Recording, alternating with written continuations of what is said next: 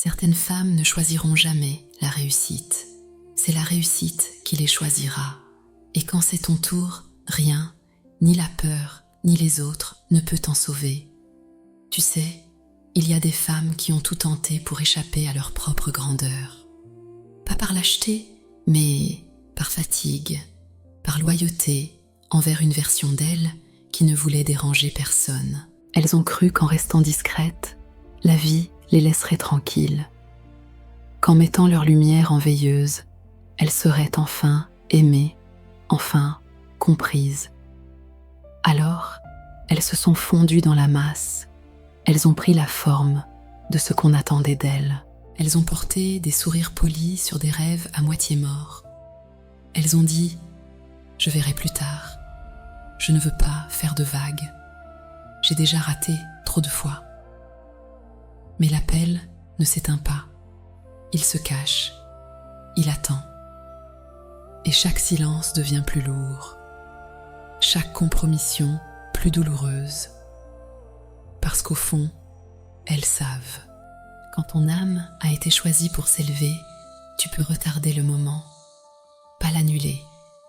Tu peux t'inventer 1000 raisons, faire taire la voix en toi, la couvrir de bruit, de devoirs, de distractions.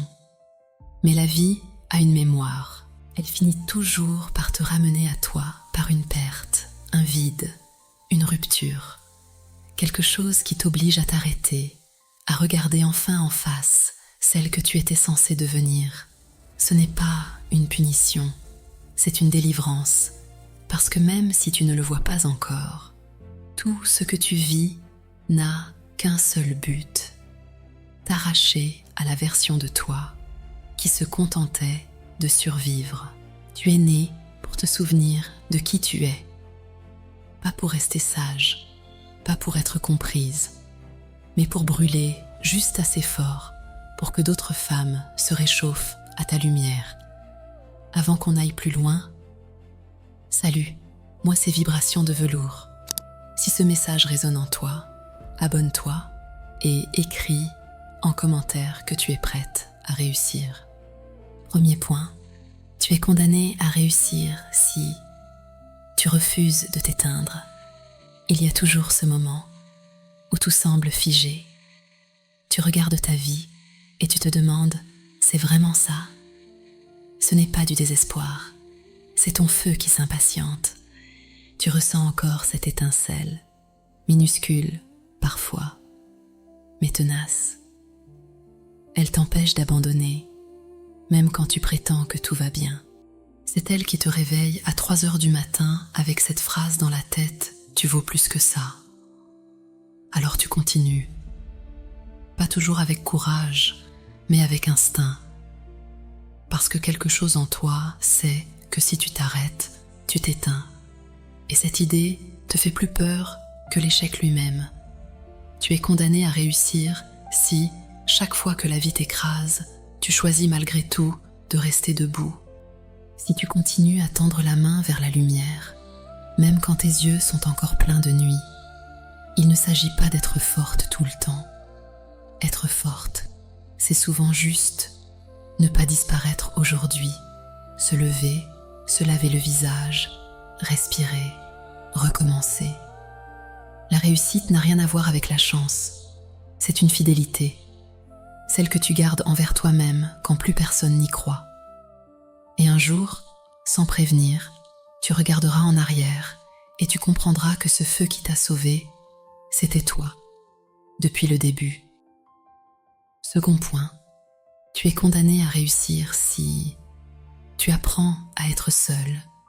Il y a un moment où le bruit s'arrête, les voix qui t'ont porté s'éloignent, les regards qui t'applaudissaient se détournent, et le monde devient silencieux.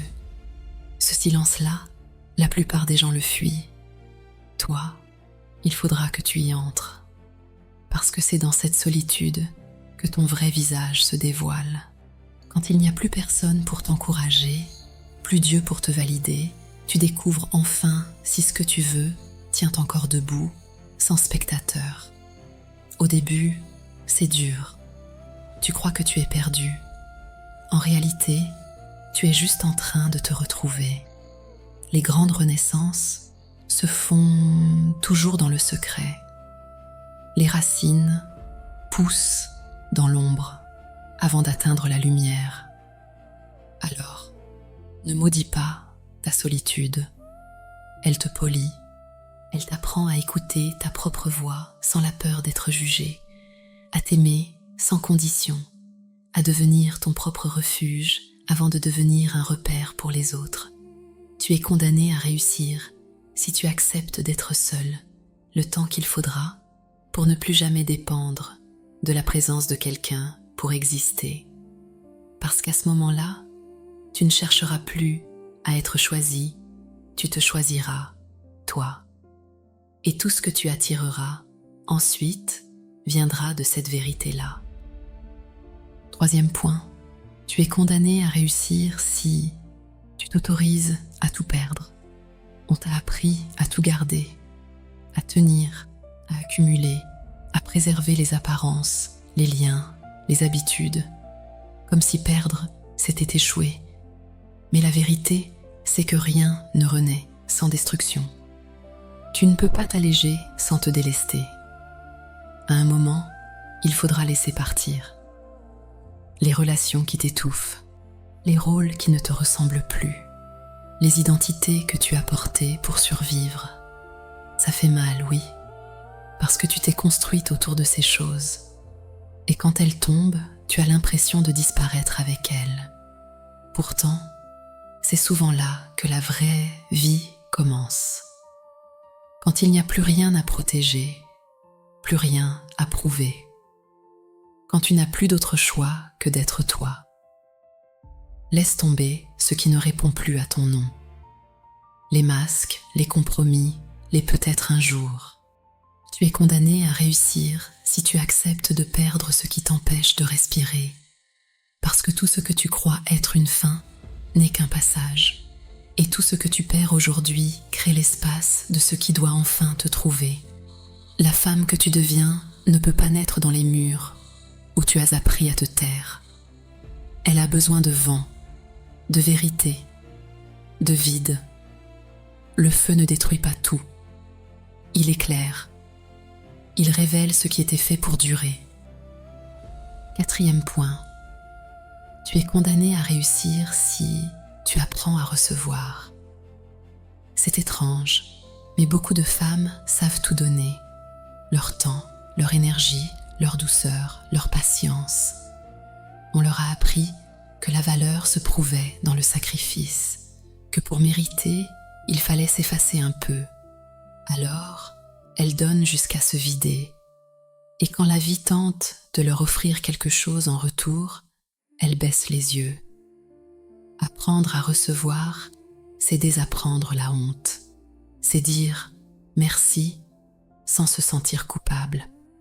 C'est accepter que tu mérites les choses belles simplement parce que tu existes, pas parce que tu les as gagnées à la sueur du front.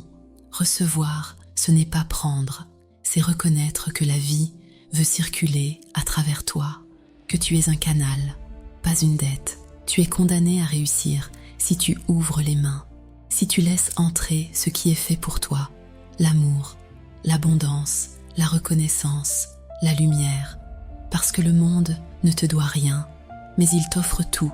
Dès que tu arrêtes de dire non, c'est trop pour moi. Tu n'es pas ici pour mériter, tu es ici pour rayonner, et plus tu accueilles, plus tu transmets.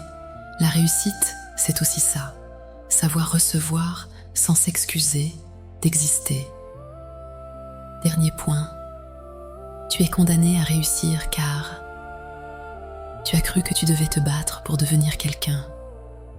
En réalité, tu étais déjà cette femme. Tu avais juste besoin de te souvenir. Tout ce que tu as traversé n'était pas contre toi. C'était ton initiation. Chaque déception, chaque silence, chaque recommencement t'a affiné. Tu n'as pas échoué. Tu as mûri. La réussite n'est pas un sommet à atteindre. C'est une manière d'être, jour après jour, dans la fidélité à ce feu qui ne t'a jamais quitté. Regarde-toi, Tu es encore debout. Tu continues de croire, même quand c'est flou. C'est ça, la victoire. Pas l'éclat, pas les applaudissements. Juste cette paix tranquille dans ton regard quand tu comprends que tout avait un sens. Tu es condamné à réussir parce que tu n'as jamais cessé d'essayer et parce que le monde a besoin de femmes comme toi, pas parfaites, mais vraies, pas bruyantes, mais réelles. Alors, continue, car tu es déjà en train de gagner. Si cette vidéo t'a plu et que tu veux que j'en fasse plus de ce type, n'oublie pas de liker, commenter et partager cette vidéo aux femmes de ton entourage et que ta voix, ton âme et ton feu continuent de vibrer avec la douceur du velours.